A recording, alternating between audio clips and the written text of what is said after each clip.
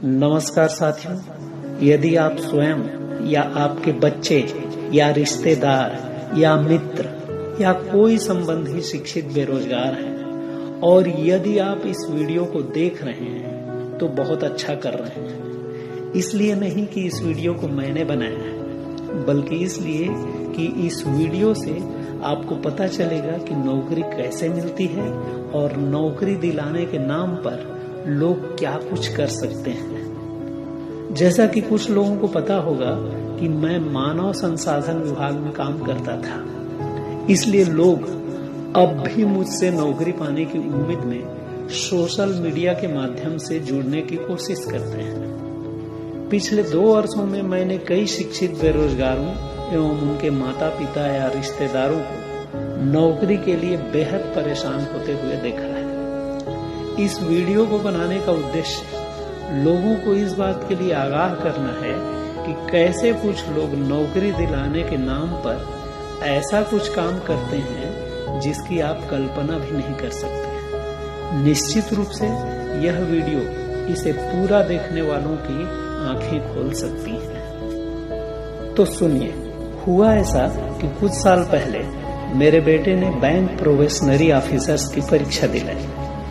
लिखित परीक्षा पास कर लेने के बाद उसे पता चला कि बैंक प्रोबेशनरी ऑफिसर्स के सिलेक्शन में भी लेन देन चलता है, अर्थात रिश्वत लेकर ऑफिसर्स की भर्ती की जाती है। यह बात जब मुझ तक आई तो मैंने अपने एक बेहद करीबी रिटायर्ड आईएएस ऑफिसर और एक सीनियर पॉलिटिशियन से बात की। उन्होंने बताया कि हम ऐसा कोई दावा तो नहीं कर सकते कि बैंक में रिश्वत लेकर भर्ती की जाती है या नहीं, पर कई बार और कुछ लोग ऐसा भी करते हैं। उन्होंने कहा कि जब भी कोई सरकारी नौकरी के लिए भर्ती की प्रक्रिया चालू होती है तो लिखित परीक्षा में पास हो जाने वाले बेरोजगारों को नौकरी दिलाने के लिए कुछ लोग सक्रिय हो जाते हैं, जो अपने संबंधियों, रिश्तेदारों या जान पहचान के लोगों के माध्यम से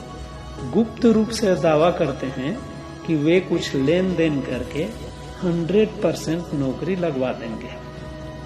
ऐसा लोग यह भी दावा करते हैं कि रिश्वत के लिए ली गई टोकन मनी या अग्रिम राशि को भी नौकरी नहीं लगने की स्थिति में वापस कर देंगे और रिश्वत की पूरी रकम तो तभी देनी होगी जब कैंडिडेट का नाम फाइनल लिस्ट में आ जाएगा। अतः कैंडिडेट या उनके अभिभावकों के लिए यह एक सुरक्षित निवेश है, क्योंकि नौकरी लगी तो ठीक और नहीं तो पूरे पैसे वापस।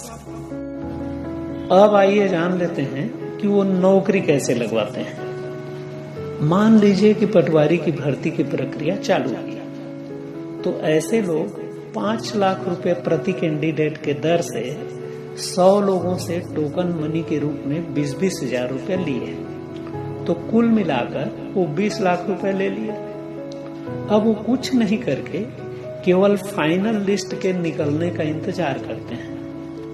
यदि रिजल्ट मान लीजिए कि 1 जून को निकलने वाली है, तो रिजल्ट निकलने के कुछ दिन पहले वो रिजल्ट निकालने वाली दफ्तर के बाबू या छोटे मोटे अधिकारी को पकड़ते हैं और अपना लिस्ट देते हुए कहते हैं कि ये हमारा लिस्ट है और आपको कुछ नहीं करना है, बल्कि रिजल्ट निकलने के पहले वाली शाम को, यानी इस केस में 31 मई को, सिर्फ इतना बताना है कि इस लिस्ट से कितने लोगों का सिलेक्शन हो गया है। वो कहते हैं कि यदि आप उनके नाम बता देंगे तो जितने लोगों का सिलेक्शन हुआ रहेगा प्रति कैंडिडेट 1 लाख रुपए के हिसाब से देंगे, और यदि किसी का भी सिलेक्शन नहीं हुआ होगा तब भी 1 लाख रुपए दे देंगे।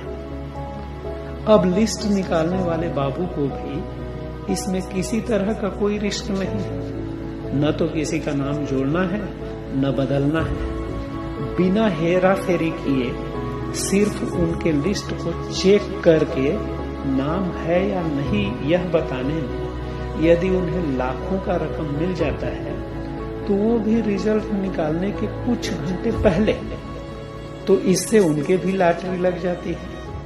और इसलिए वो बाबू या अधिकारी भी तैयार हो जाते हैं।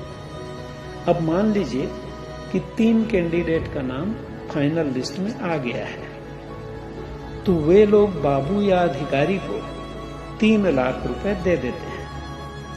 तब भी उनके पास टोकन मनी के 17 लाख रुपए बच जाते हैं। 3 सेलेक्टेड कैंडिडेट्स के माता पिता या अभिभावक को वो रात में ही बता देते हैं कि हमने आपके बच्चे का सिलेक्शन करवा दिया है। सुबह तीनों का नाम डिक्लेयर भी हो जाता है, तो तीनों से उन्हें एडवांस काट के 14,40,000 रुपए मिल जाता है। बाकी के 97 लोगों के 20-20 हजार उन्हें वापस कर देते हैं। जिनका सिलेक्शन नहीं हुआ वो भी रकम वापस मिलने पर खुश हो जाते हैं और कहते हैं कि काम भले ही नहीं हुआ पर आदमी एक नंबर का है।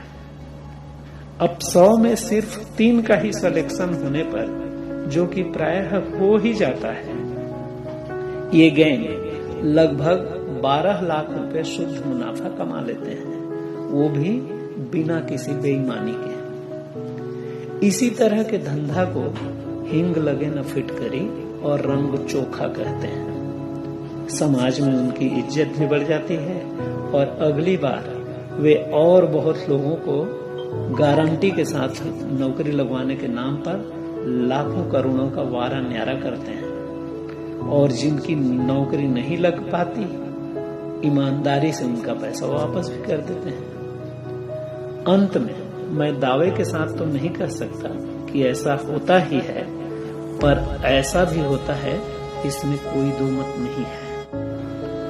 आखिर में लोग यह भी जानना चाहेंगे कि आखिर मेरे बेटे का क्या हुआ, तो बताना चाहूंगा कि उसका बिना किसी रिश्वत के कैनरा बैंक में प्रोबेशनरी ऑफिसर के रूप में सिलेक्शन होता है और आज भी वो कैनरा बैंक में ही कार्यरत है।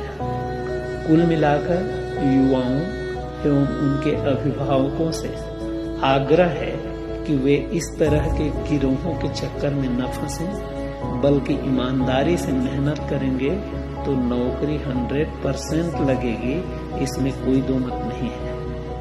आप सबकी सफलता की मनोकामना के साथ मुझे सुनने के लिए बहुत बहुत धन्यवाद।